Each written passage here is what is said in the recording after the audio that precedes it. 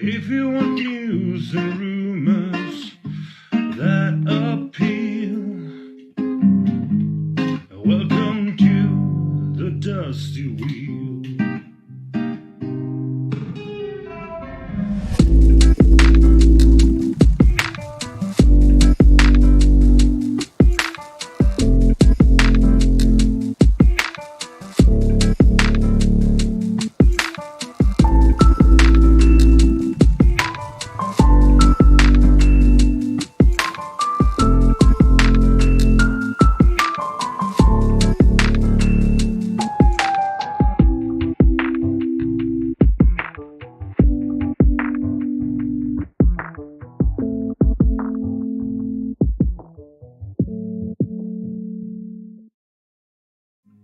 If you want news and rumors that appeal,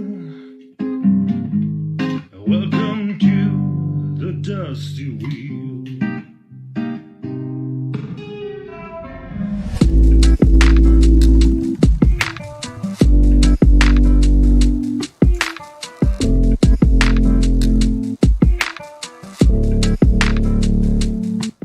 Hey, welcome back to the Dusty Wheel. I'm your host, the Innkeeper, and this is our live call-in talk show all about the Wheel of Time.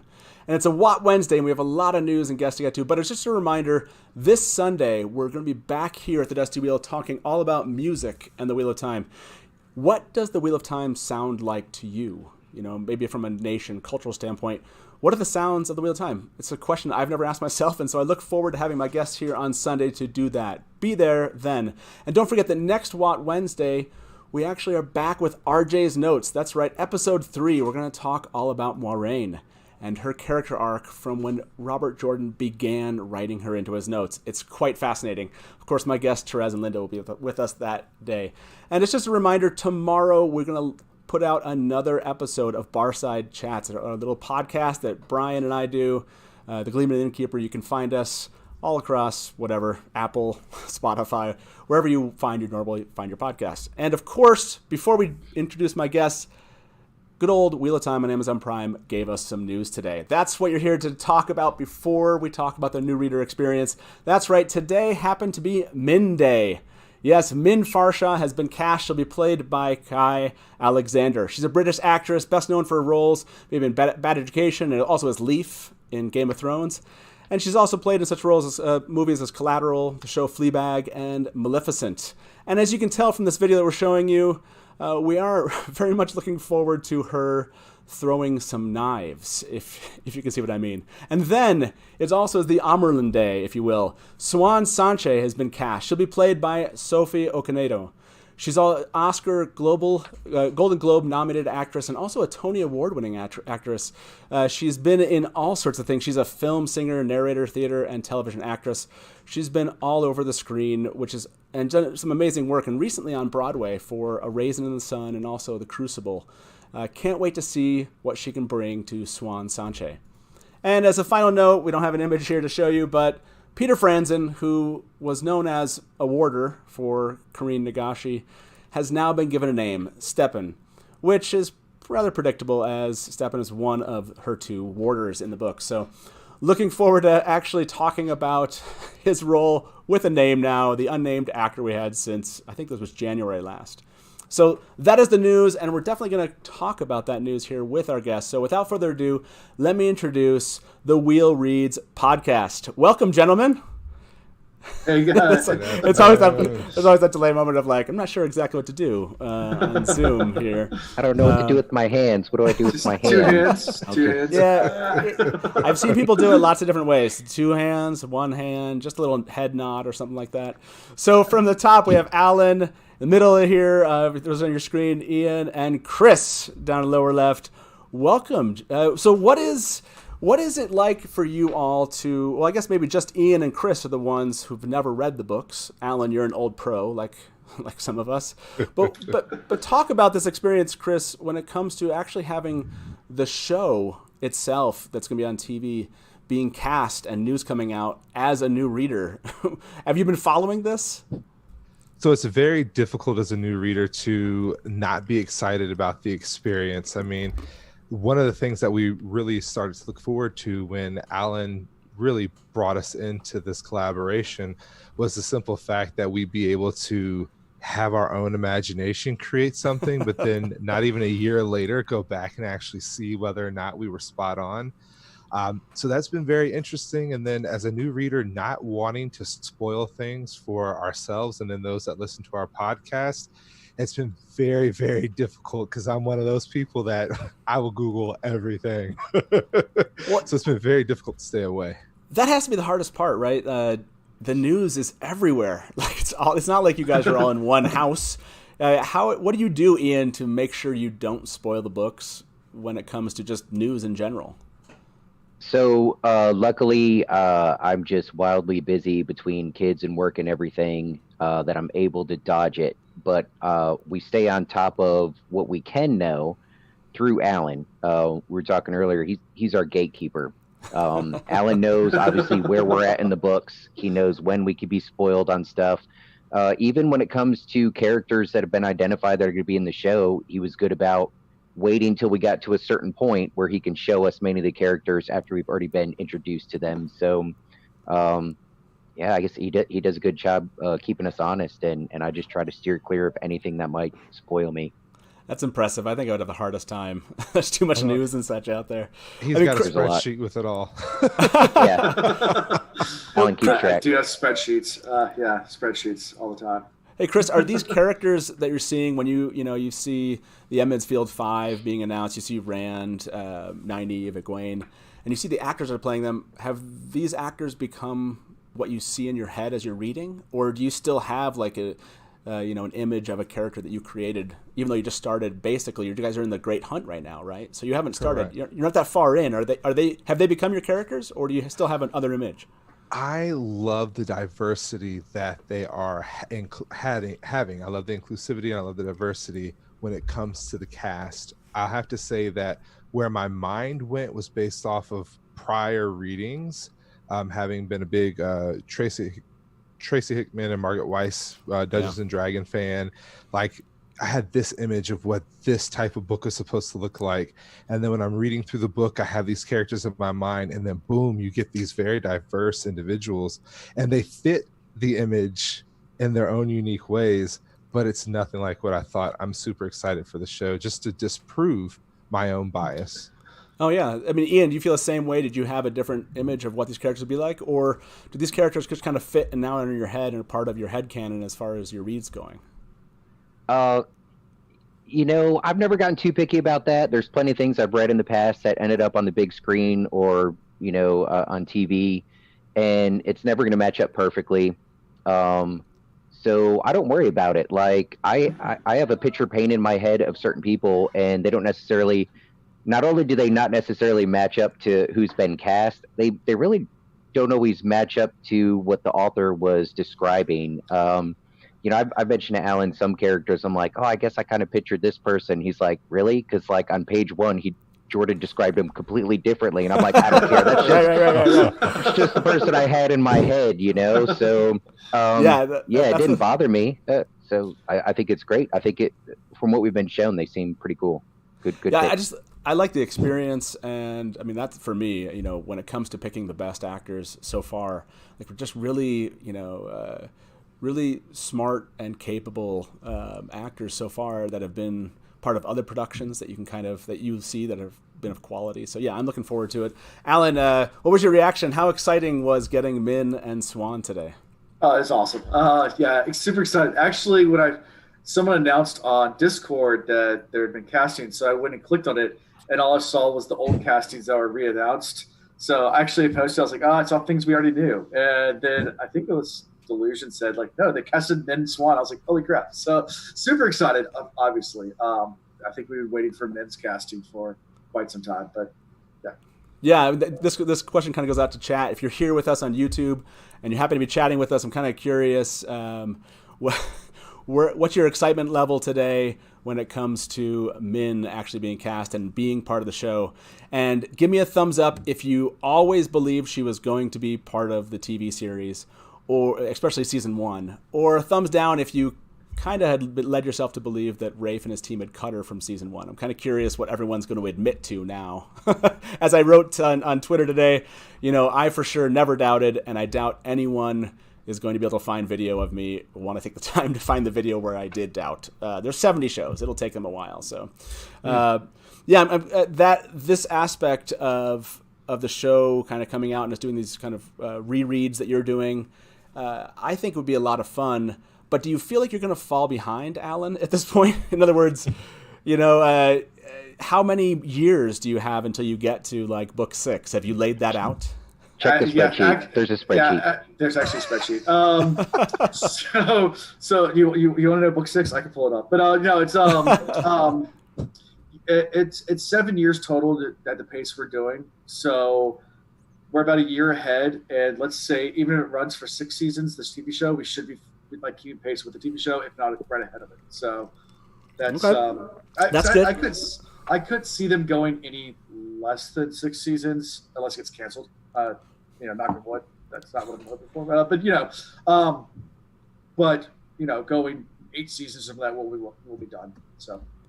Yeah, that's good, because that would be, I don't know, that'd be tough, I think, to be a new reader and have the show coming out and get behind it. And then how do you avoid all fan conversations at that point when it comes to just talking about the books itself and the TV? So now tell our viewers a little bit about where this began. How did the Wheel Reads, Alan, come together? I'm sure they want to hear your origin story. Sure. Well, do you want to hear how I got into the books and everything, or the actual podcast? Yeah. Well, I mean, why you ended up creating it. Sure. Both are cool stories. They're separate, but yeah, absolutely.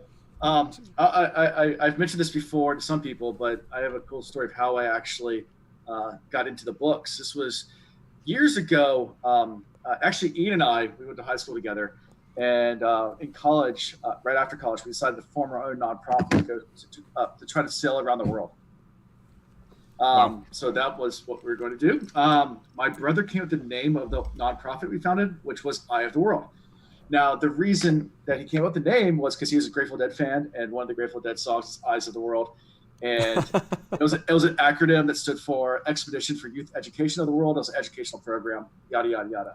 Anyway, nothing to do with Robert Jordan at all. So fast forward a few years later, I'm sailing in Australia, and I get to a bookshop in Cairns, Australia, and walk in, and there's a book that says Eye of the World, and that's the name of my nonprofit. So, of course, I had to buy the book. And that's crazy. And I started reading it. And of course. The next port, I bought the rest of the books and kept going and read through the whole series. So that's how I got into the series. Now, fast forward about a year ago, a little over a year ago, I heard the TV show was coming out, and wanted to do a reread. So I started rereading it. And just like last time when I was on a boat with myself, there's no one to read it with.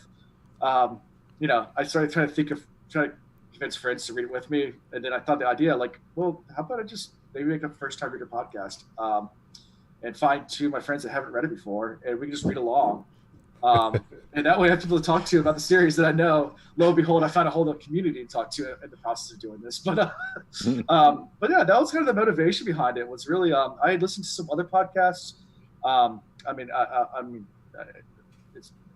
shared this before. I had heard the White Tower podcast before. Sure. Jen and Jess, and Jen and Jess are great, and they're fantastic. But I wanted that and they're doing a spoiler-free read through, but they're both veterans. Whereas I wanted that true raw emotion of first-time reactions where they have no idea what's coming. So so that's kind of morphed to that. After months of planning, I found these 2 guys to actually I just can. Kind of suckered them into doing it. Is that how you remember it, Chris? Is that how you remember you suckered in? That is 100% accurate. So just so you guys know, episode 129 on June 21st, 2022 is when we start book 6. Like, he does have a spreadsheet. And literally, Alan's got the next 7 years worth of Tuesdays planned out for our life. So, like, I was sitting there one evening and I get a phone call, and it's like, Alan's calling. He rarely ever calls. Let's see what's going on. I'm like, hey, what's going on? He's like, question for you. I'm like, yeah. He's like, you're into Game of Thrones, right? I'm like, yeah, of course. Who isn't? Like, duh. He goes, well, have you ever heard of the Wheel of Time? I'm like, no, never heard of it. He's like, well, the guy that created Wheel of Time was really good friends with Martin, and they both had, so he just gives me all this history on this awesome book that he thinks is awesome, I should say. And I'm like, oh, okay, cool. He's like, would you consider reading?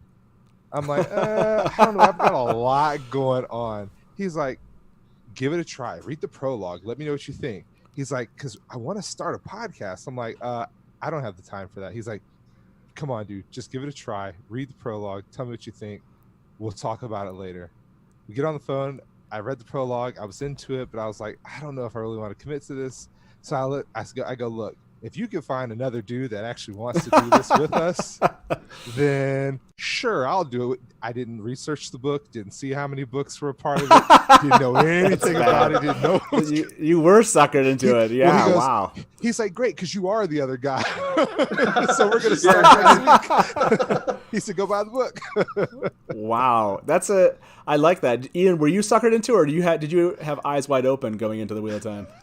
Suckered into it, yes, but no differently than Alan and I have ever done to each other. We're both really bad about one of us coming up with a ridiculous idea and the other one just going, yeah, okay, I'm in. So he didn't really have to sprinkle too much sugar on it. He just put it out there. And I'll be honest, part of me was thinking, this is going to fizzle out after a couple episodes. He's like, well, no one's listening, so we'll just move on with our lives. And then it grew and grew and grew. And now I look forward to it, definitely. And again, we've mentioned our Discord community, like just talking to these folks, it's been fantastic. So. Yeah, congratulations, by the way. You recently hit over 10,000 downloads. Sounds like you have found an audience out there that's receptive to kind of your podcast. What is it, Alan, that you can let viewers know that they'll find with the Wheel reads, maybe that they don't find elsewhere? Or what is it that makes this work?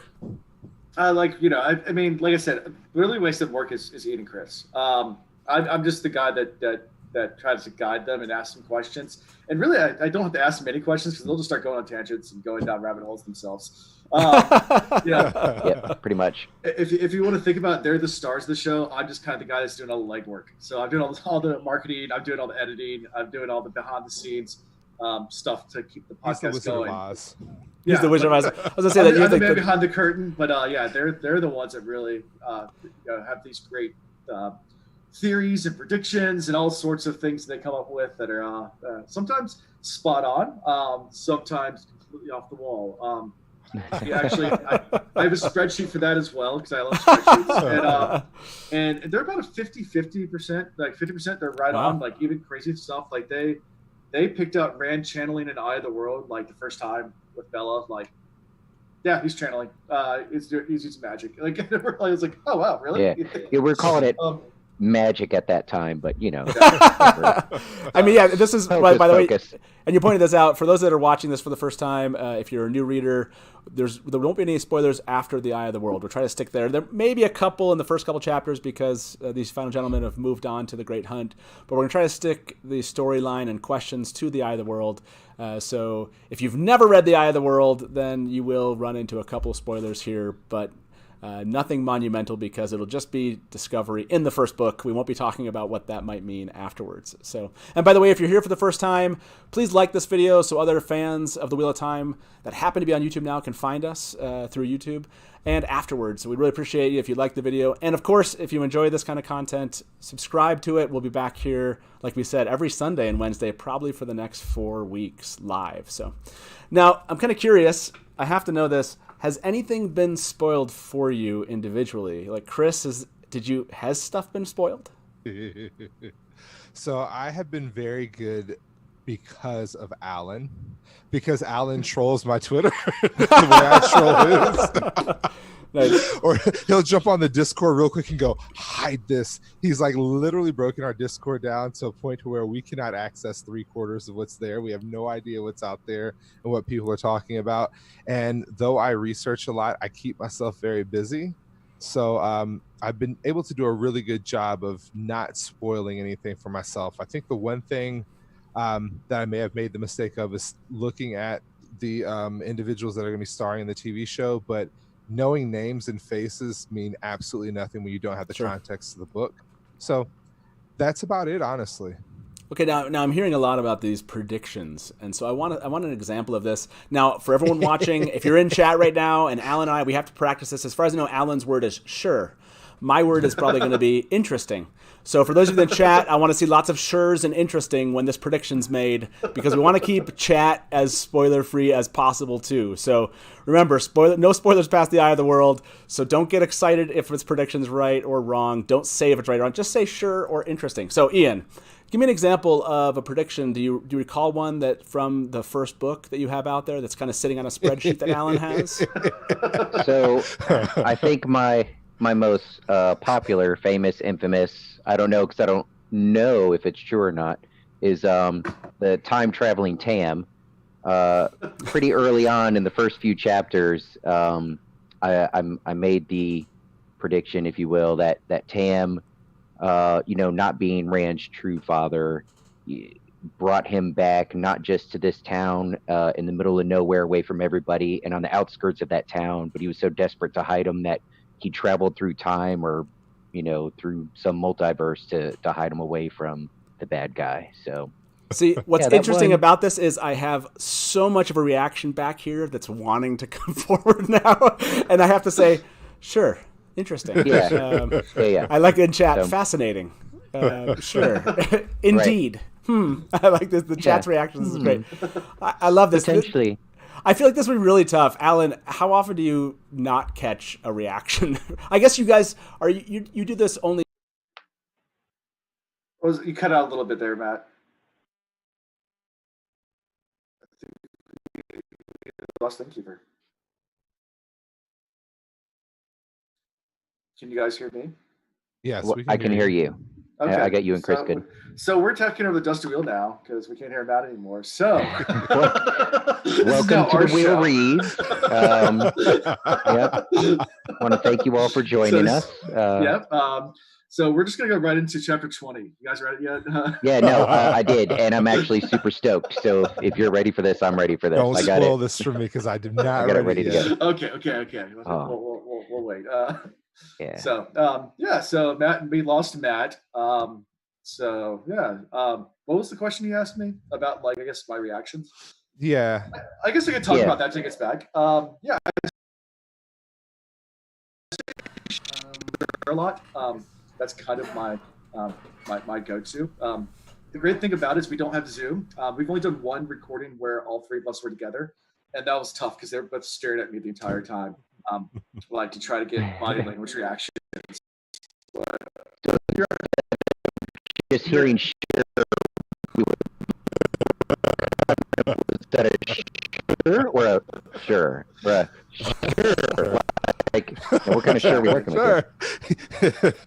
How about and the now? more dark and stormy you get into Alan, the more reactions you get. Back. We hear you now, sir. There he is. We just took over your show for a bit. No, it was good. I was listening.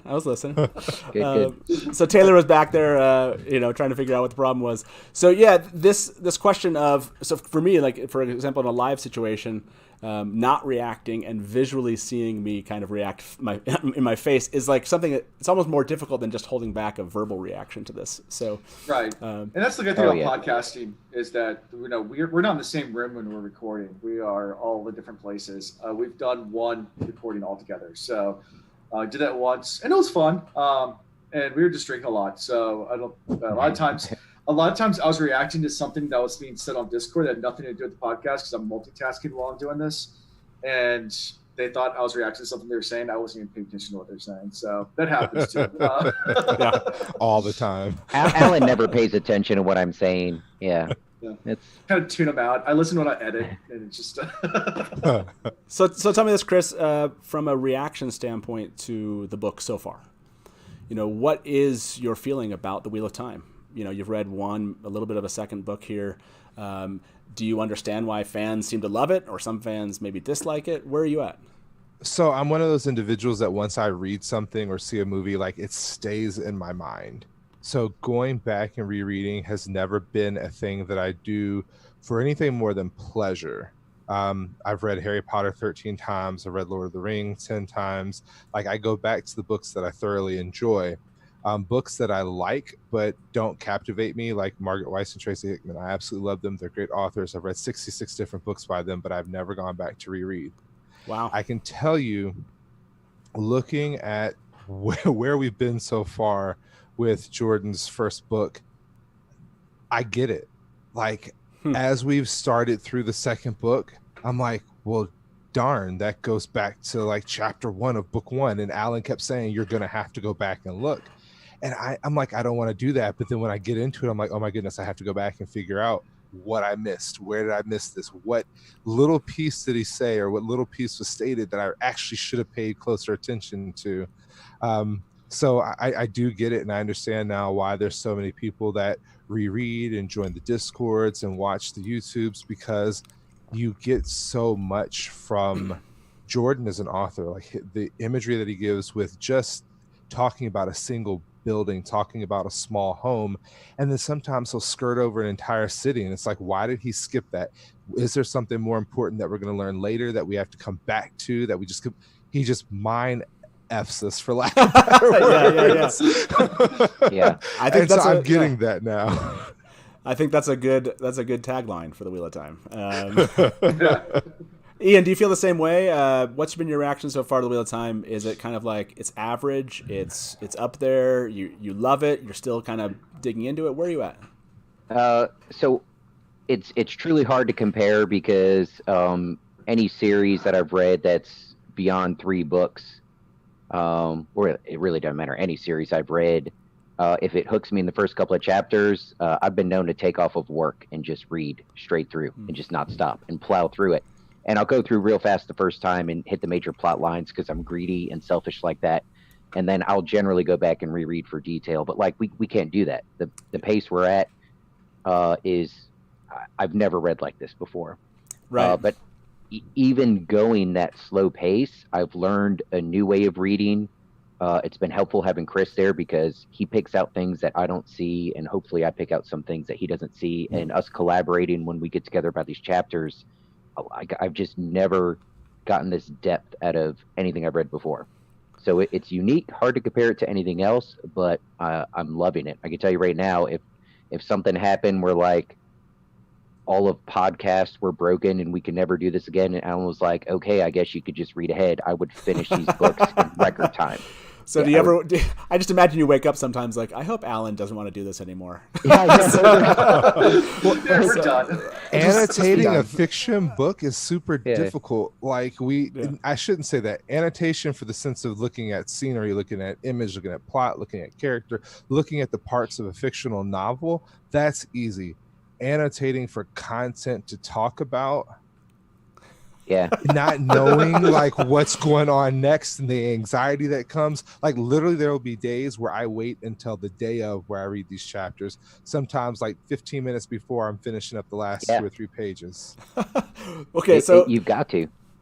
I mean, I hadn't thought about it that way. So it's not that I haven't talked to many individuals doing podcasts and first reader podcast, but this idea that you have to just artificially slow yourself down and almost purposely parse the text to find something interesting to talk about, or ask yourself all sorts of questions that you probably wouldn't have asked yourself in the first place, is a different experience for sure. And so it's good to hear you both say that you're still loving that, because I'm sure it's pretty daunting when you're looking at an 800 to 900 page book and you get to cover 1 to 2 chapters at a time. It's really That's why we don't look forward. Sometimes 3, sometimes 3, you know. I mean, I look at that. 14 books is a lot to read straight through when you're really excited about it. 14 books is a lot. There's a lot more to read when you're slowly going through it. So that's interesting.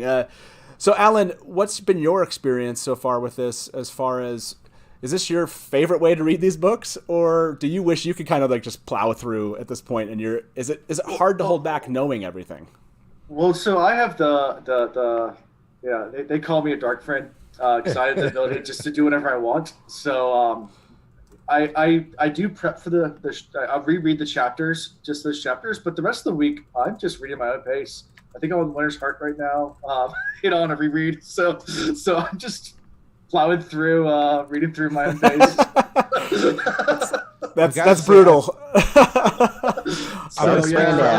I'm going to speak for Rub it Alan in. real quick. I think the one thing that I've noticed from watching his interactions is the amount of interactivity on the Discord and with the different individuals helping us to provide content there, and really that community, because it gives us a different outlet for all of us and then a different learning experience. There's so many different people on there that are giving us perspectives that, again, make us go back and question whether or not we read well enough. So that's been a big help for me, and I know it's been a help for Alan too. So especially during COVID. Oh, yeah. I saw this question come up in chat. It's one where I wanted to get to, which I think would be fun to right now, which is start to break down some of the things you like or dislike about the world. So let's start with this one, Ian. What's your kind of the most interesting character for you at this point in the read? The most interesting character. I would have to say Moraine. I have this, for those that follow our podcast know, I've had a love-hate relationship with her from the get-go. And it's almost like every other chapter I flip-flop on that. She'll do something or say something, and I'm like, oh, don't trust her. She's evil. She's, leading them astray. And then, the next chapter she does or says something, I'm like, I don't know. I kind of like her again. And so, yeah, she keeps me very engaged. So, yeah. And I still don't know. I don't know who she is. She could be good. She could be bad. Right. Maybe she doesn't truly care if everyone dies. I don't know. I couldn't tell you. It's funny you're getting some chat love, correct answer, objectively correct answer, stuff like that. And then you're getting some fun, interesting, which I love. You're watching chat afterwards. This one's really funny. Sure. The character. Sure. So, Chris, if you had to answer the same question, what would you say? So I'm gonna give two. The first, you guys didn't ask my theory. Tom the White. So I have a theory that Tom's coming back. He's going to come in as a white wizard, and he's going to save the day. And Moraine's going to fall in love with him. Like, that's my fantasy there. Oh, sorry. Tom's not dead. Interesting. I agree. Interesting. But then I identify a lot with Perrin, and the fact that they chose the individual they did to play Perrin just makes it that much better, because he's a pretty good sized mixed guy, and that's what I am. But besides that, like, Perrin and I when I say I identify, I'm one of those individuals that thinks a lot before I act. I'm one of those individuals that's got a lot of strength but doesn't really necessarily use it. I don't care to use it, and we saw that in the first book where he went straight up berserk, but he has feelings about it. And then wolves are my favorite. Between wolves and bears, wolves are my favorite animal. So I'm curious about that. Go ahead. Chris is our Perrin. I mean, Chris, you might not be able to tell from the video right now, but Chris is gigantic. So he's 6'6". He does Highland games, like where he picks up stones, like strongman type stuff. Like, I mean, yes. Nice. Like, what do you bench, Chris? Like, what is it now? My squat's 805. My bench is 405. My deadlift is, I don't even know. My leg press is 1680. Like, are these times of the day that you do these workouts, or these weights? That's insane. Okay, so Chris, you're the Perrin of this podcast, and you really love Perrin. Tell me what you think Perrin's flaws are at this point. Then, if you really relate to him, what are his flaws? What are his weaknesses that you picked out? I mean, of course, his indecisiveness in moments where he needs to make quick decisions in the beginning. Now he's slowly evolving. Now, of course, we've only been through one book, but the change in Perrin, from going from Perrin, the person out of the Edmund's Field, to the Wolf Brother, he's become a completely different character. So I'm really trying to narrow in on him a little bit more, because before it was the seemingly indecisive, dull individual that he was. Very quickly, once we got to the interaction with Mordeth and kind of realized that he's a little bit more than he lets on. And then as a Wolf Brother, I think he's becoming a little bit temperamental, honestly. And I think that's going to be part of his downfall, if there is one at all. Yeah, that's so I want to dig in there a little bit, but I don't want to go too far down that road with you, because I think I might be tempted to give some things away. That's really interesting to have kind of to glob onto that character and see them and see their own strengths, and then begin to kind of parse them out and what their flaws are. Temperamental's an interesting description for him. That's what I'll say. Ian, for yourself, where do you want to see Moiraine go, or where do you predict that she will go? Like, what's your prediction for Moiraine at this point? Am I allowed to answer with sure? Well, that didn't really apply here. I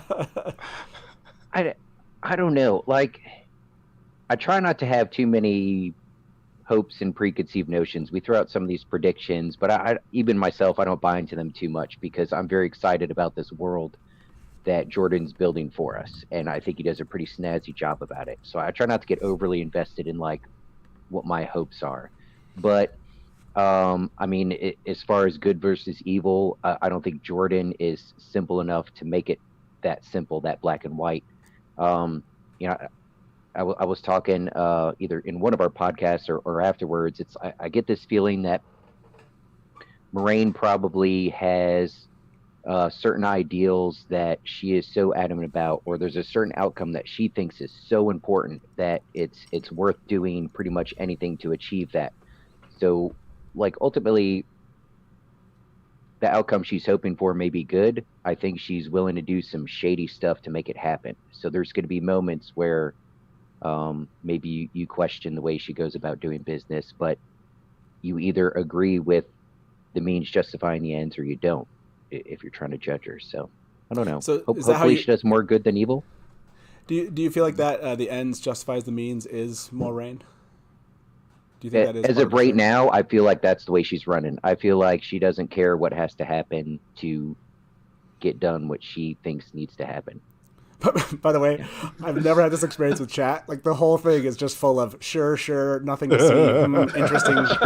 It's a funny experience to see people, like, you can tell everyone's just trying to like hold back at this point. So if you're watching us here on YouTube and chat and it's live, just know after the show we will have a discussion over on a Discord, and in that case, you might get a chance to just talk all about the things you wanted to say. So if you're holding back, I really appreciate it in chat. So Alan, what is it? So, and we're going to jump back to Ian and Chris here with some more of your kind of least favorites at this point. But Alan, what do you think it is that appeals to people about Robert Jordan's writing?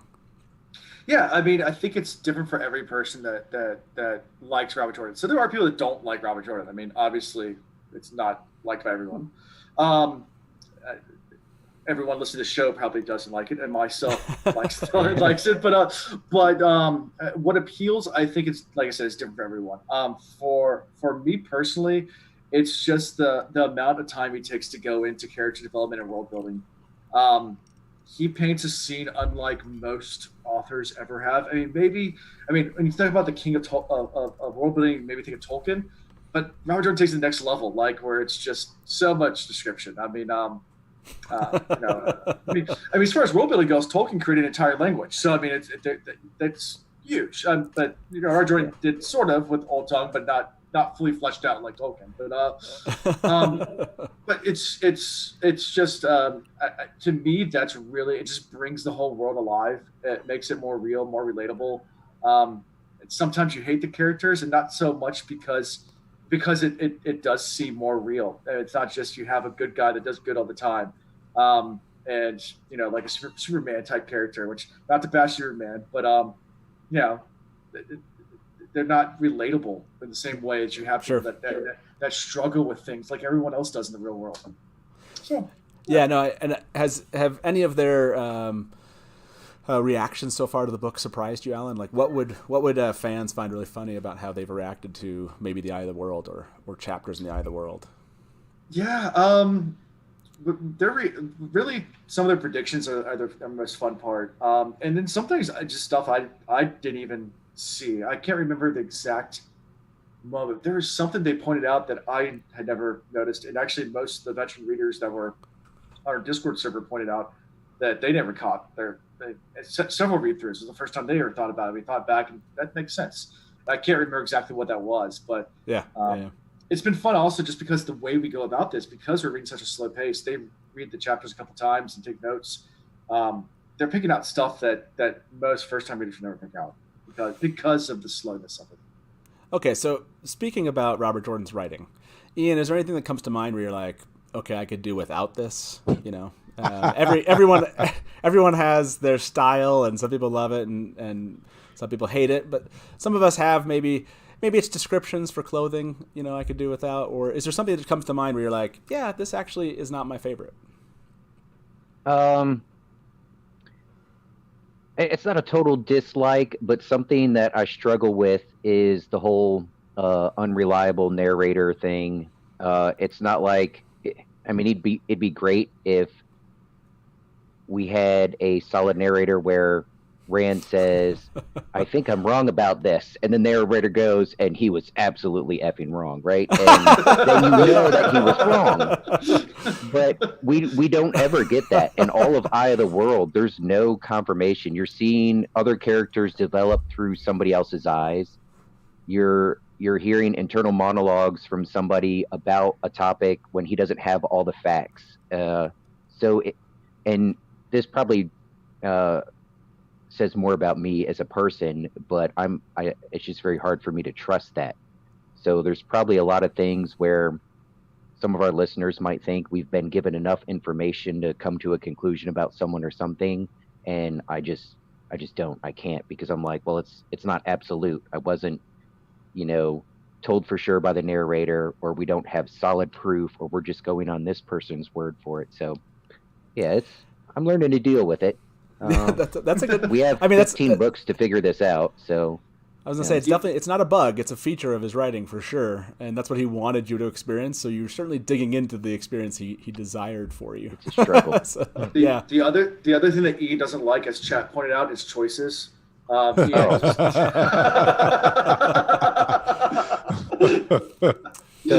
Robert Jordan totally messed that up, and we've read 2 chapters now.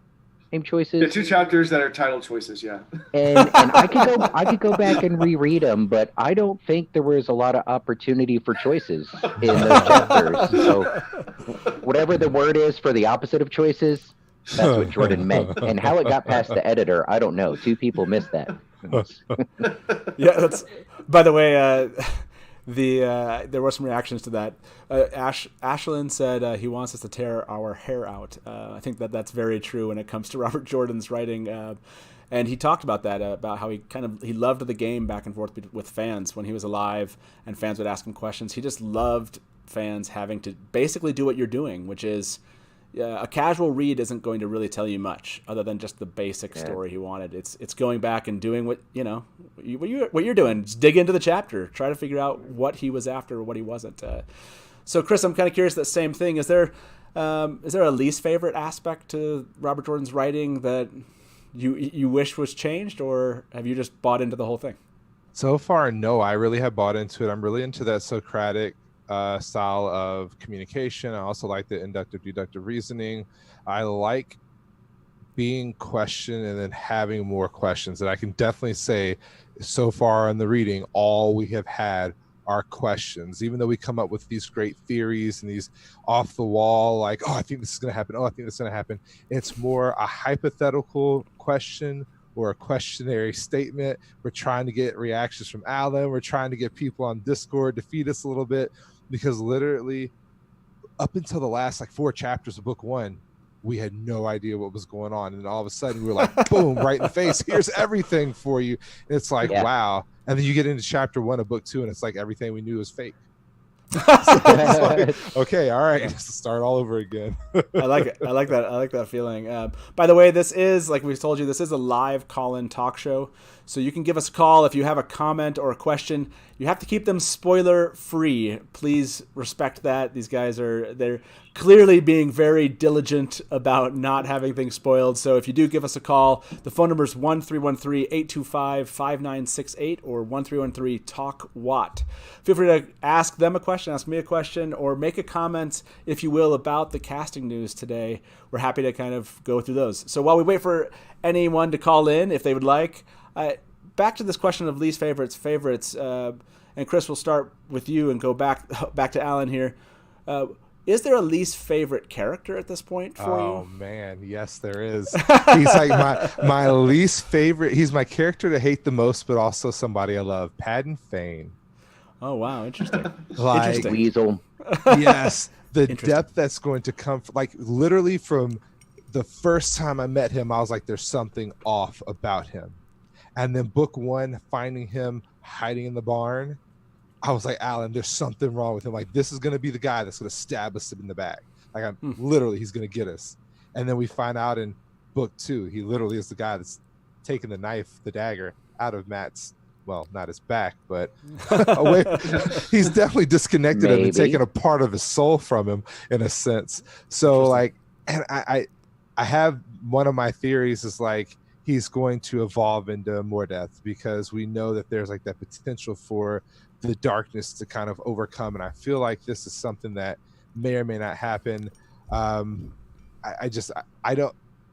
I dislike him enough to like him. It's kind of like that same thing with Snape, like the love story from Harry Potter. It just made me fall in love with Snape, even though he's the most despised character in all of Harry Potter.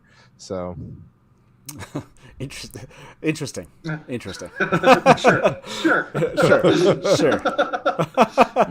Ian, same question for you. Is there a least favorite character at this point that just grates on you? Steve. So yeah. Steve. I'm not gonna hit you. I can hit you with the depth that Chris did. He'll do that sometimes. You got to put on some floaties because he starts getting really deep in his responses, which we love. And sometimes I go simple. Least favorite character has got to be our worst dark friend ever, Pater. He was beyond useless. He had a really simple job. Couldn't do it. Practically stuttered and stammered through it. He made me feel bad for the dark friend community. That this is the person that they had to put forward to like do their work, and Matt was able to sucker punch him while under the influence of evil. So that's how do you get sneak attacked by this guy? It just horrible dark friend, worst ever. But awesome, right? Because we run into that in the real world. I love that there were really, really crappy, first contact kind of dark friends that clearly had just come straight out of a meeting where they had, where they had accepted, like, yeah, I think this is for me. You got a Frankie shirt. I'm a dark friend, guys. Look, I'm a dark friend. Yay. And then they told him, like, you got to go do something. And he's like, okay, what do I say? Me? Yeah, Pater.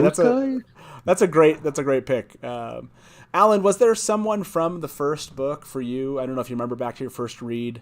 Not necessarily right now, but is there someone that you can recall that you didn't like? And that question goes out to chat too. I'm kind of curious to see. Think back about your first read of these books. Who didn't you like in The Eye of the World? I'm kind of curious. So my first read, the character I didn't like, I remember this because it was so hard to get through the first book because I liked the whole story. I liked everything, but I hated Rand in the first book. That's easy to do.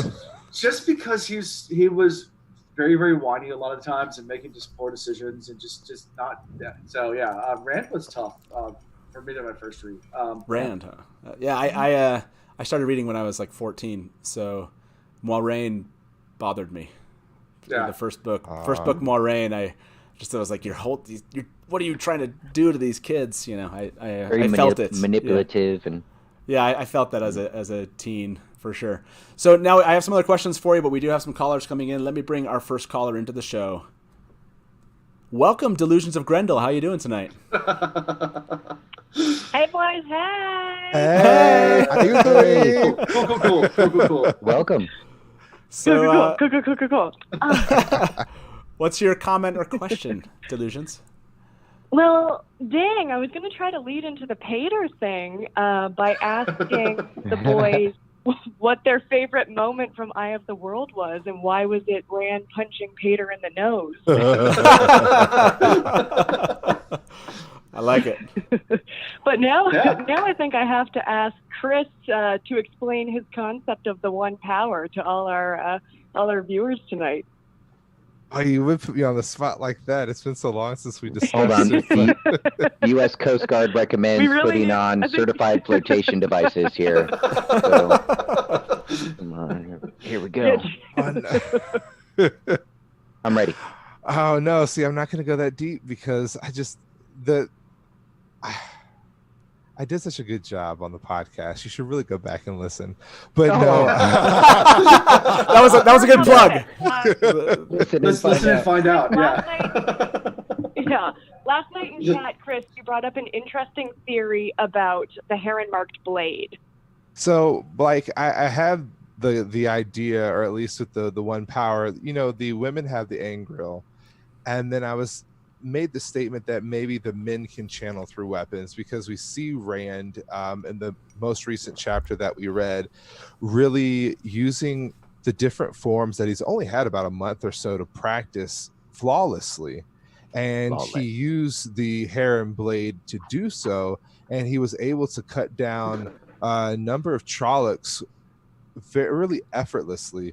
So I just thought maybe he was, and it talked about him being in the void but not consumed by the power, and so I was like, maybe he's channeling the power through the blade, therefore he's not being impacted by the taint. So that was kind of where my mind was wheeling. And then when it comes to the one power itself, the one power is that power in unison, so it's something greater than and I always pronounce it wrong, so I'm going to apologize in advance. Don't worry about it. We'll make fun of you later. Sidar and Sidin, it's Sidene, yeah. Sidene, thank you. Close enough. Close enough. Like the one power is kind of a neutral thing. It's just the source of life in general, and then people can really tap into it, and then you have these two opposing forces that feed off of it, and that's your male and female. So we always have this idea of duality in our world, and then we have to remember that nothing's ever just black and white, nothing's male and female. You have to understand that things just are. And so that's just where my mind goes when it comes to the one power. Is people have been trying to manipulate it so much that we've created a division, when in actuality it all is just one source. Interesting. He said he's not deep. going to go deep. Deep. Flotation By the way, devices. Alan, this whole just saying interesting stuff, must take a long time to get used to. Like, sure. I just glazed over during all that, so I had no idea what you said. I mean, I literally created a website and a community called Theoryland for the purpose of never just saying interesting. It was always talking about it. Delusions, do you have another question before we let you go? No, that's it. Thanks, guys. Have Hey, fun. thanks. Oh, and Thanks Ian, so much. grab the boot. I only have sandals. I'm at the beach. I've only got sandals. It's time. See ya. So yeah, that's great. I love hearing these theories. I love that this is almost creating like Wheel of Time theorists. Like, you can't do the read that you guys are doing without just this. It's impossible, because you're really taking just this close look at it. So let's bring our next caller in. Is well known to the show, has been from the very beginning. Norm, welcome to the Dusty Wheel. How you doing tonight? Gentlemen, evening, and chat, what's up? First off, guys, spoiler alert, the boat sinks. Okay, now that that's done. Never let go. Never let go. Anyway. Okay.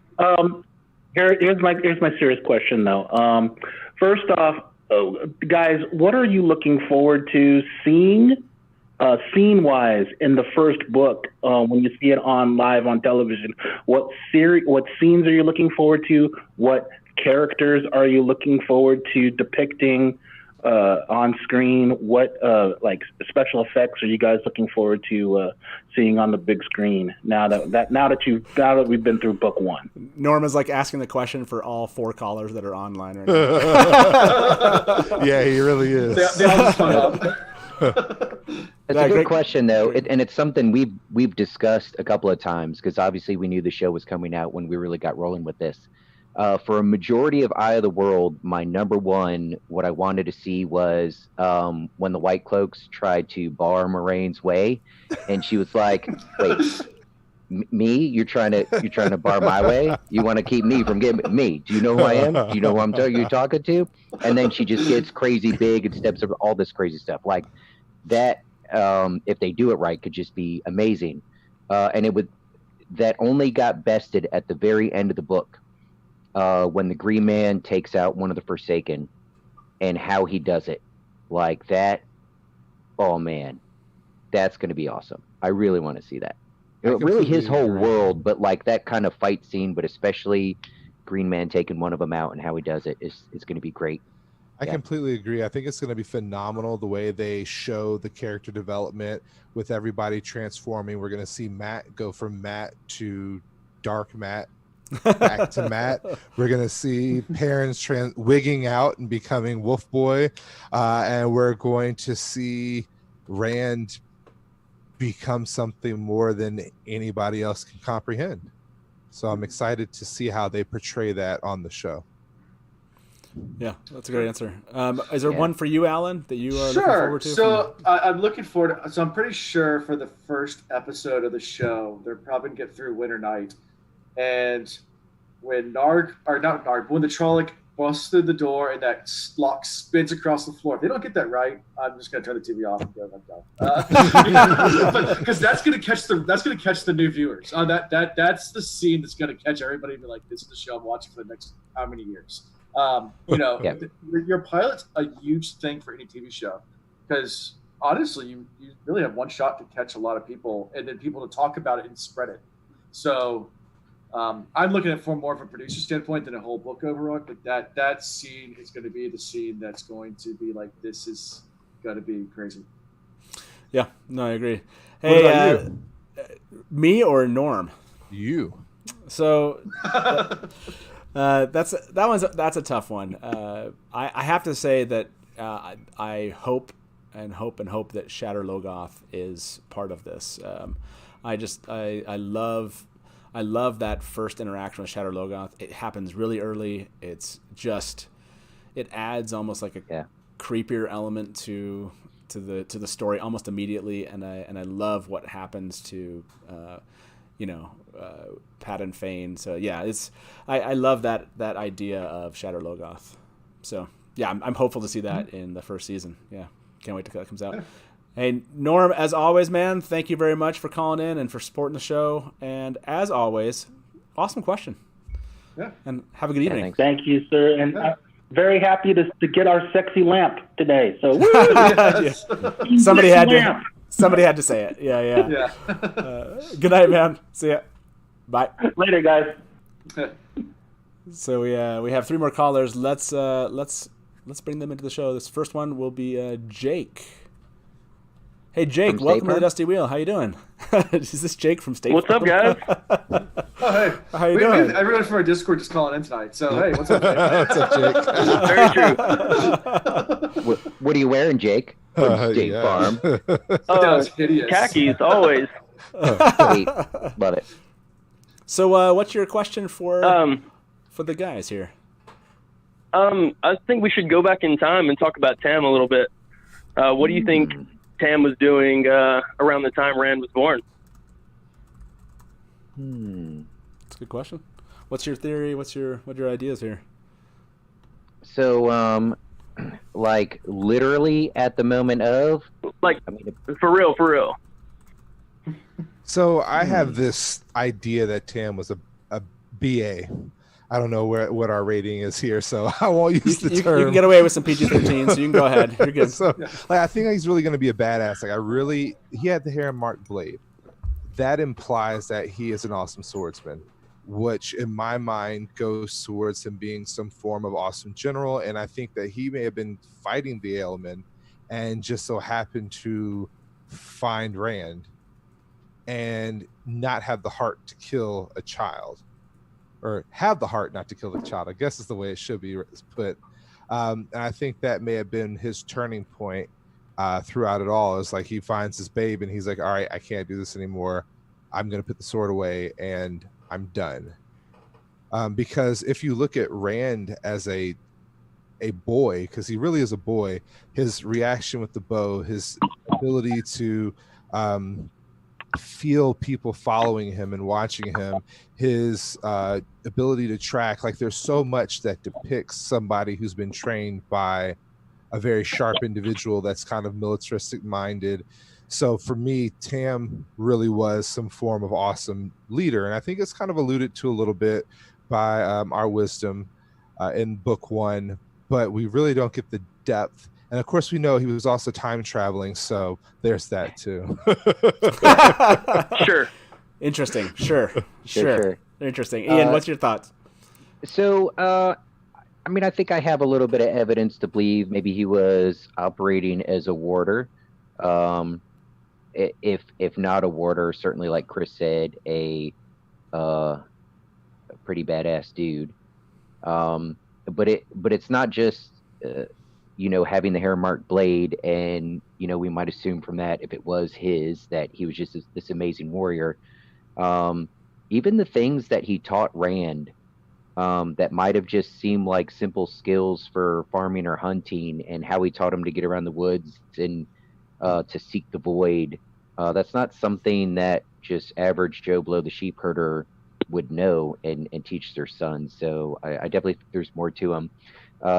And while it's a good question, this goes back to my issue with the whole unreliable narrator thing, because yes, there's enough hints that I've been giving to be able to make a good guess, but I'm waiting for that chapter where Jordan goes, and this is where I will talk about what actually happened and just laid out for us. And I know I'm not going to get that, but Will, book 13, chapter 5. Exactly. Right, that's where we get the... I'll tell you this, it's not in the books, but we do have thousands of his interview responses out there. So when you're done, you can go read what Robert Jordan actually wrote about some of those things, and he does give you the reliable narrator viewpoint outside of the books. Good. Hey, Jake, thank you very much for calling, and thank you for your question. Have a good night, okay? Thanks, Jake. Thanks, you too. Yeah. Hey, Yep, night, Jake. Night, Jake.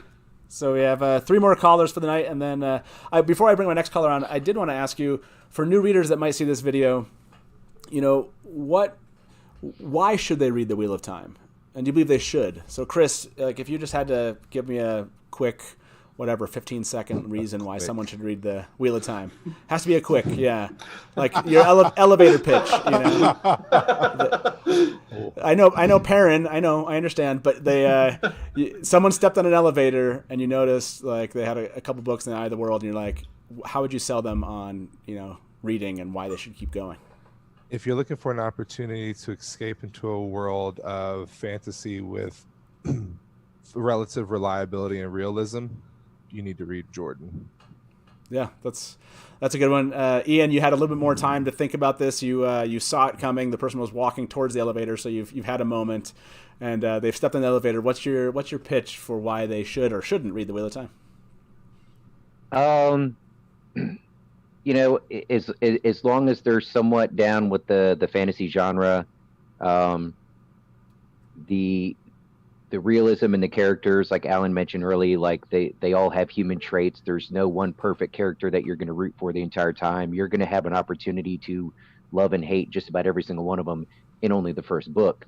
So if you like that emotional roller coaster, hop on board. That's great. Fun. Yeah, that's really good. I love it. To chat, I'm kind of curious, what would be your single sentence long pitch? These were 2 great ones. Alan, does one come to mind for you? You're a longtime reader. How would you do it? I always cheat to say, worlds change, cultures clash, cope. That's a Robert Jordan. That's a Robert Jordan quote when asked to describe the series in 6 words and did it in 5. I loved Ian, you brought up the idea that you can just kind of basically love and hate a character, and you kind of go through this real exchange of emotion of wanting to either love or hate a character, or just end up loving or hating them, and that's just in the first book, and that's for each one. So yeah, that definitely drives me when I want to read this book. So let's bring our next caller in. Let's see, it's Art. Welcome to the Dusty Wheel. How you doing tonight? Well, hello, fellas. Thank you for having me. Absolutely. So what's your non-spoiler question for the panel?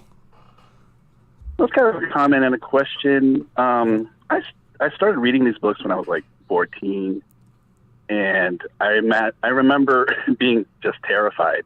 These are very scary books, and I was wondering, are you guys obviously you're full grown and you started reading these.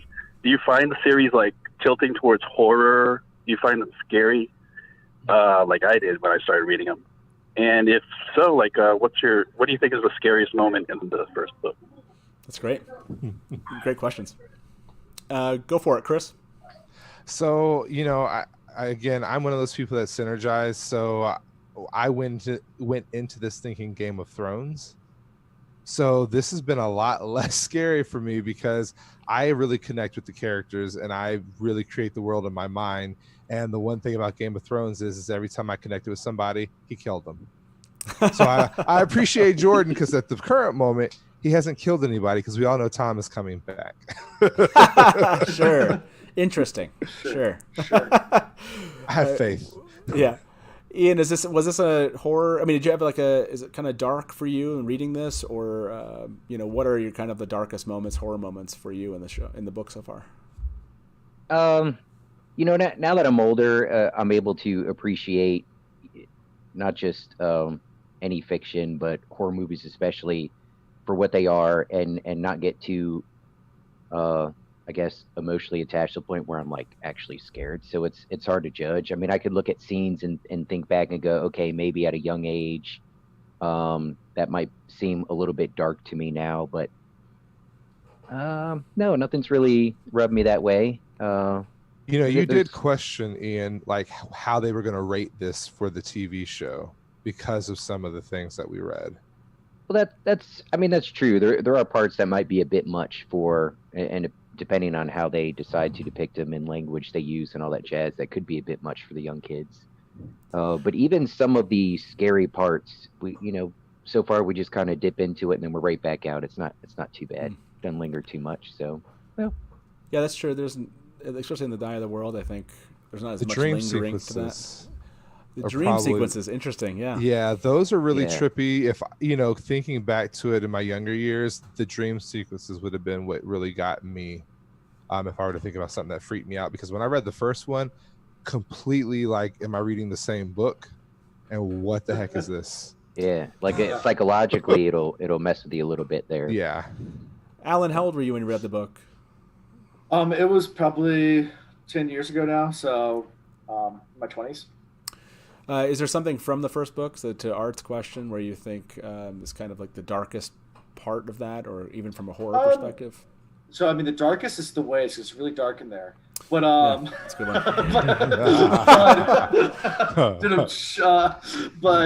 Alan's a dad. Sure. Dad jokes all day long. So, no, honestly, I would say probably the first horror. I mean, Senior Trolloc, of course, is horrifying, but Shadow Logoth, just because that's where you really start to get a completely different thing. I don't even know how to describe it without getting too spoilery. But yeah, it changes really a perspective of a lot of things, and adds a different kind of element than most stories have. That's a very, very eerie and scary element. Yeah. Art, before we let you go, was there one that you remember when you were 14, when you were reading? Was there one that stuck out to you? Is there a certain part of the first book that just you think that the show should dig into from a horror perspective? Oh yeah, definitely. When I think in Shadow Logoth, when the boys steal off to go explore and they run into more deaths, and that moment where they realize he doesn't have a ship, I literally gasped. I was like, oh. And, I mean, I'm just kind of wondering, like, if the show is going to, like, tilt dark, so, and just what the age range for these people are, and, Yeah, for sure. I hope they do. I hope they take advantage of it. The target audience, they're going to, like, are they going to scare them, or are they going to be, like, into gore and stuff like that, I hope they basically do dig into some of the stuff that Robert Jordan did. I mean, I think the dreams are really an obvious place to go. The ways that was brought up, Shadow Logoth. I hope they don't just make it kind of like kid fantasy, if you know what I mean. Right. Or youth horror. So, agreed. Hey, Art, thank you very much for calling in. Really appreciate you watching the show and for calling in and asking our panelists a question. Have a good evening. Okay. Thank you. Shout out to Joshy. Thank you. Thanks. So yeah, let's bring our next caller, Caleb, to the show. Hey, Caleb, welcome to the Dusty Wheel. How you doing tonight? Hey there. Good. How's it going? Howdy. How's it going, Tails? Welcome. Fantastic. Yeah. So. Go for it. Oh yeah, my question is a throwback to the scene y'all wanted to see adapted. The Green Man. Curious about y'all's thoughts. I remember when I first read, just thinking, what is it? So I'm just curious about y'all's thoughts on any fun origin stories, theories around the Green Man. I went to an ant from Lord of the Rings. Like, that's what was in my mind very vividly. Whether or not that's fair depiction or not, I don't know. We'll find out. But you can't.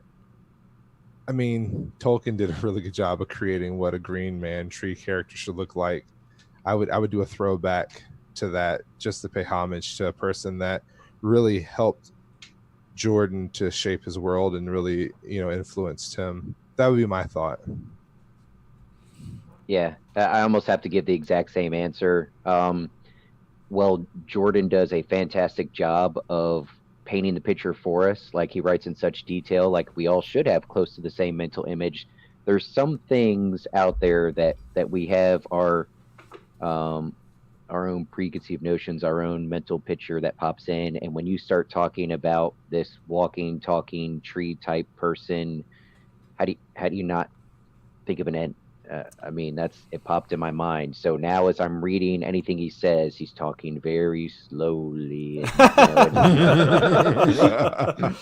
It stuck. So I'm going to give, a lot of room to the show. I mean, obviously, whatever they do to create this being, I'll try to sit back and be appreciative of it and not too judgy. So I'll be open-minded. Yeah, it's going to be interesting. But they should just do an end. I like it. Hey, Caleb, thanks for waiting online, and thanks for that question. Have a good evening, okay? Yeah, thanks for having me. Yep, for sure. Bye-bye. Thank you, too. Yeah, it's an interesting question. Have both of you read Tolkien, Ian and Chris? Okay, so yes. How much of that, I mean, do you feel like Robert Jordan's writing was influenced by Tolkien? Do you think what you're reading so far still is influenced by him? Kind of where do you sit on this? I mean, fair amount. It's not a main part of our podcast, but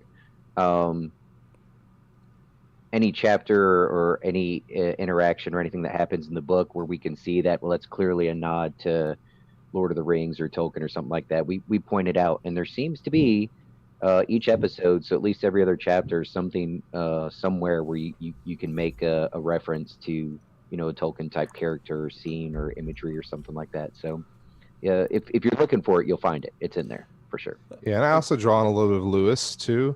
I kind of feel like we have an author that really had a lot of influence from his prior reading, but then also his life, because we know that he had some military background. So when he does the scenes that are, fighting scenes, or when we're looking at tactician moments, when we're looking at survival moments, we can really get a feel for his personality. And I think that's what differentiates him a little bit more. Though we do know those other authors had that background as well, the type of detail that he gives, in my opinion, goes even a little bit further beyond Tolkien and Lewis. And that's what separates him from those two and makes him his own individual awesome creator.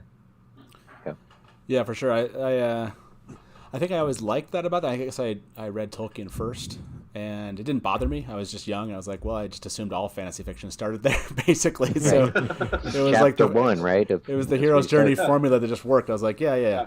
Where's this going to go, though? So, yeah, that was kind of curious. Our last caller of the night, we have a couple more questions I have for you before I let you all go. So let's get our last caller in here to the show. Hey, Chris, welcome to the Dusty Wheel. How you doing tonight? Doing awesome. I'd like to say hi to the guys. This is Bird Crew from the Discord. Oh, hey, you got a great name. You're kidding. How's it going, Chris? I'd like to get y'all's opinion on what Baron Side-Eye is. Y'all's theories on Baron. On Baron. Interesting. Okay. So just anybody in chat, we are now getting into the Great Hunt. Oh, yeah. This is right at the beginning of Great Hunt. Yeah, good. Yes. For those that are still listening, this will touch on just the very beginning of the Great Hunt and and Varen Sedai. So yeah, theories. Great question. Any theories? Or... Like I'm summarize it just so. Go ahead, Ian. I'm sorry. Yeah. So she. I don't know if I have solid theories. I have impressions of her. I mean, she kind of cracks me up. She's I mean, correct me if I'm wrong. She's the brown Aja we ran into. That's like just obsesses over knowledge of stuff and seems to be like not even realizing the reality that's happening around her and whatnot. She's just obsessed with finding out whatever info she can, right? Yep. I don't know. She seemed. I think that's the one, Chris, where we were talking like we're trying to find ways that Rand is going to somehow learn how to channel properly. Correct. And we know that she's like obsessive and knows so much and has probably read more than all these other Aes Sedai and has all this crap memorized that she's read. So maybe she somehow has a way of helping him out and learn the process of channeling properly. Yeah. But she seems, I don't know, a little too clueless to the real world and real human interaction to be able to do that effectively. I don't know. The moment I read about her, all I could think was, you know, we could be dead or worse, expelled. Like she's calculating, she's a book nerd, like ignorant. She has no common sense. She's ignorant to the common and all bookish. And I say that, but I get these moments where I'm like, maybe I'm wrong, because she's there in the right moment. She makes statements that triggers a lot of emotion and a lot of stuff really quickly, just so she can observe the reactions, so she can take note of it. It's not that she's going to react to them herself. So I really like that about her. I really do enjoy how quickly Moraine like reacted and then decided to interact and brought her into the fold. I do, like Ian said, feel like she's going to play a part in developing our Dragon Reborn, because, you know, that's where we're at right now. We know that we have to have somebody give him some guidance, and Moraine can't be the one to do it because she's got so many other agendas that she's taken on. So why not have her do it? Interesting. I love questions like sure. That's, every time a question's asked to either of you about speculation or theories, chat just goes completely silent, and then you'll just see the first interesting, and then after that, interesting, nods, interesting. It's the funniest thing. Hey, thank you, Chris, so much for calling in. Great question, and we'll see you later. Okay. Good night. All right, thanks for having me. Later, guys. Yep. Later. So, thank you to all the callers. This is one of the most fun aspects of the show that I love, is just getting callers to call in right in the moment and just ask random questions. They lead down interesting roads. And I did have somebody ask a question that I thought was a great one. So for both of you, I want to ask this. What are your thoughts on Baalzamon, who Rand runs into, I think, in book 1 and in the dream? Baalzamon, do you have any thoughts on that character? Skeletor. I'm sorry, you're breaking up. Did you say Skeletor? Don't play on that. I'm like, I'm breaking up again? No. I heard Skeletor. Yeah, what are your thoughts on Skeletor? We've dabbled in some crazy theories. What if Skeletor is actually like the end result of all of these reincarnations, or maybe not reincarnations, what's the word I'm looking for, but like the many different Rands over many, many different life cycles and this, that, the other, the wheel turns a bazillion times, and actually Baalzamon is like the end result of the wheel spinning for the billionth time, and this Rand character that goes by different names is finally like, you know what? We just keep fighting the same battles over and over again, so let me just break the wheel and set things straight my own way, or something like that. I don't know. Or maybe he's just evil cackling Skeletor that's just there to give Rand a hard time. I don't know. We'll see. Yeah, we'll see. Go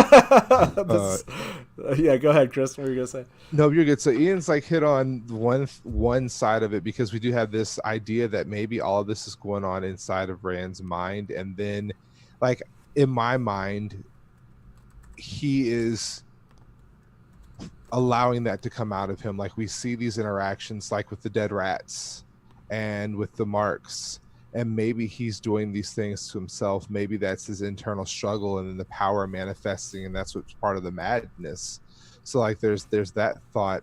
And then there's also the aspect of Biazman just being middle management, essentially. Like there's a greater force out there, and he's trying to lay claim to Rand so that he can, move up the ladders and become the greatest of the evils. Because again, we have this duality idea that there's just good and evil, but then as we read through the book, we realize that there's so many different types of characters and so many different types of good and so many different types of evil, that maybe he's just one of many. I don't even want to say evil, but he's just one of many individuals looking to gain control over the world.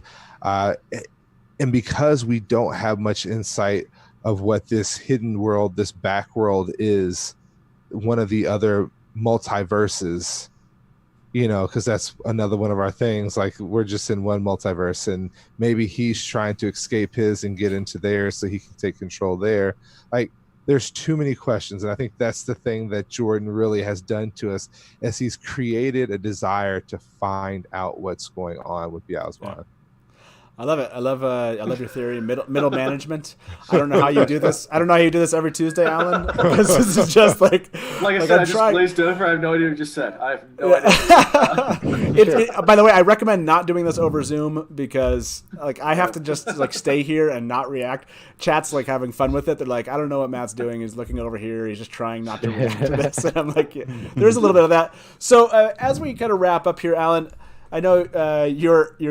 Like you said, Ian and Chris are the stars of your show a bit. They probably get a lot of the questions, a lot of the focus there.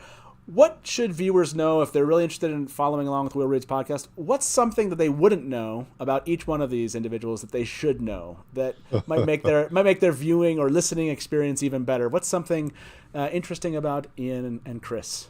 Sure. Well, we already mentioned one thing. Like I said, when it first started out, the funny thing about it was that Chris was our parrot and Ian was our Matt. And that's why he has the honey badger thing for his name. But, that's what we call him. That's his Discord name, and that's what we call him, the honey badger. I'll let you. Do you want me to answer for them, or do you want? I want you to tell. I want you to tell the viewers something that they wouldn't know about Ian or Chris. That's. Now we know that Chris. Alan. We know that Chris is like the mountain, that aspect we know. Yeah, Chris is Go ahead, Alan. Say something nice about me. It shouldn't be this. What I love is I love that Alan's just like, sure, interesting. He's gotten so into this idea of just like, isn't the show over yet? So Ian and I go way, way back. Something interesting about Ian. Ian's always one of those guys that if you want to expect the unexpected, you hang on to Ian, because there's pretty much our entire lives, it's always been, we're in the middle of the summer and we're bored and we decide to do some shenanigan that's probably borderline illegal, but it was a lot of fun. And Borderline. Yeah. Okay, so I have go ahead. No, go ahead. You're gonna finish up. Yeah, and then in addition to, so Chris and I have met more recently. We don't go as far back as Ian does. We actually met through my wife. So Chris was on the track team with my wife, and he threw things. So not only is he lifting big weights, but he's a shot putter. Did you do javelin? It is shot, javelin, hammer weight. I'll bail Alan out a little bit because he's right. Our interactions really were his wife is a CNU alumni, which is our local college. We both knew each other for a while, and really I met Alan because he was attached to his wife, and then all of a sudden it's like, oh, you made a really great guy. He's somebody I'd like to hang out with. And then we're chatting at different events that we both popped up at. We kind of be the oddballs sitting in the corner talking about Game of Thrones. And it's like, no, you're good. I was like, we got a great relationship here. So it was really nice to have him reach out to me and ask to participate in this, because for him, I'm sure it was a leap of faith not knowing as much about me. So I appreciate him for that. Okay, so the question back that I have for both of you about Alan is Alan Rand? And if Alan only isn't if Rand is the leader of the Dark Friends. So if Alan isn't Rand, who is Alan in the books? We now know we have Matt and Perrin here. I want to know. Loyal. Is it Gawain? I'll take that. I'll take Gawain. You call me Gawain. Gawain? Gawain. Yeah, I would pronounce that wrong. Gawain. Alan Very is much. Gawain. Okay. Yeah. So for those, you have to think about that in the perspective of what we know. Small interaction with him so far, but definitely that's Alan. Yeah. See, I got to give him Loyal because he is our like omnipotent individual, or he's the one that knows the most. And every time we have a question in the book and Loyal's around, he's like, "Let me give you the answer," or he'll go, "Oh, let me think about it." Sure. So I really do. Yeah. Well, so that's a bit why. And again, we haven't read far enough to know why Alan was so offended by it. But when I said he was, and correct me, it's Gawain. Gawain. Yep. Yeah, in the little bit of interaction we had, he seemed to know like all these random, seemingly useless facts. Be like, "Oh, Edmund's Field, that's you guys grow tobacco, da da da da da." Yeah. And Alan is that kind of guy. If you could take a partner with you on Jeopardy, take Alan. It doesn't matter what they ask about the most random category. You could be like, "Oh my gosh, I've never even heard of this," and Alan be like, "Oh no, I read a book about it once. We're good." Yeah, I know these things. I love it. By the way, he said everyone said Alan is Pater, or that was just Chris's gaming table said Alan's. Yeah. No, so oh yeah. So if you're Worst watching, dark friend ever. Yeah. If you're watching and you want to see Loyal walk Matrim and Perrin through the Wheel of Time, then definitely check into the Wheel Reads podcast. It's been wonderful to get to know you all. It's really interesting to hear about how you're theorizing your way through the Wheel of Time. It appeals to me when I sat in on one of your podcasts really early on. I said to myself, like, I have to have these guys on the show someday because I love this aspect. I love the questioning aspect. For those that know me, that's just what I've been doing for decades at this point. And so hearing you guys put your predictions out makes it really a fun experience. For those of you that are watching and want to see and listen to them live, that's a great experience. You can check them out on Discord. You can see all their links in the description of the video. Go find them, go support them, and I hope you all enjoyed hearing from them. So thank you, everybody in chat that was with us. Thanks for sticking around. Sorry for that little technical snafu we had at the beginning, but Taylor figured it out and we got back. And this was a lot of fun, and I hope those of you that are new readers keep going and remember how lucky you are that you don't have to stop every 1 or 2 chapters and talk about it, and you can get all the way to the end and then come back and talk about those. No, it's a great way to do a podcast. I've seen a lot of podcasts doing that, and what a unique experience you'll all have to talk about here in 8 or 9 years or something like that. I don't know when you're done. I don't know. We're either going to be best friends or worse enemies when this is over. So. Yeah. Well, to much success and to much continued success. I hope to do this again and have you guys back here next year when the show comes out and to continue talking about your experiences. So thank you all. Yeah. And thank you. As we say around here at the Dusty Wheel, good night and smash to black. If you want news and rumors that appeal, welcome to the Dusty Wheel.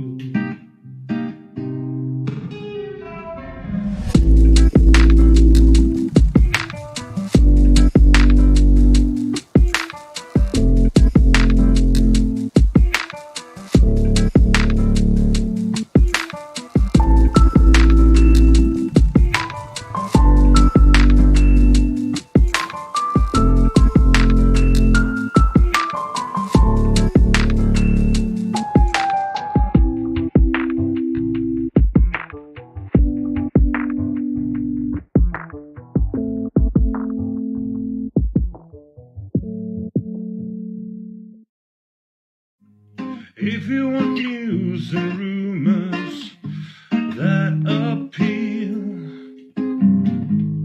welcome to the Dusty Wheel.